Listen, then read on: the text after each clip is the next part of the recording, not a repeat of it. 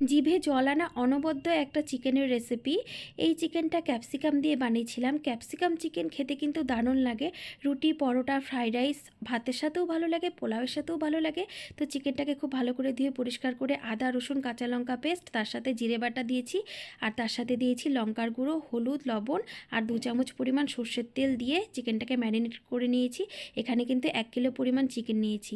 এবার কড়াতে সর্ষের তেল দিয়ে এখানে দিয়ে দেবো তেজপাতা, গোটা গরম মশলা, তার সাথে 3টে মাঝারি সাইজের কুচনো পেঁয়াজ। পেঁয়াজটা যখন লাল লাল করে ভাজা হয়ে যাবে, ম্যারিনেট করে রাখা চিকেনটা দিয়ে দিলাম। চিকেনটা বেশ অনেকক্ষণ ম্যারিনেট করে রেখেছিলাম, ওই আধ ঘন্টার মতো।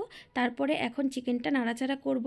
যখন ওই মাঝ বরাবর সেদ্ধ হয়ে আসবে, তখন আমি একটা মাঝারি সাইজের ক্যাপসিকাম এখানে কেটে দিয়ে দিলাম। ক্যাপসিকামটা ওই মাঝখানে দিলাম, কারণ তাহলে গলে যাবে না, নয়তো কিন্তু একদম গলে যাবে। একটু না গলে গেলেই খেতে বেশি ভালো লাগে।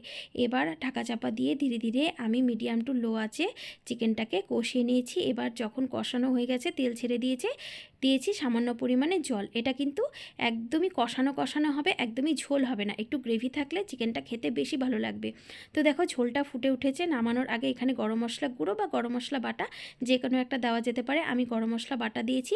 নাড়াচাড়া করে এখন গরম গরম ফ্রাইড রাইসের সাথে বা পোলাওয়ের সাথে, রুটি পরোটার সাথে ক্যাপসিকাম চিকেন পরিবেশন করে নিলে হলো।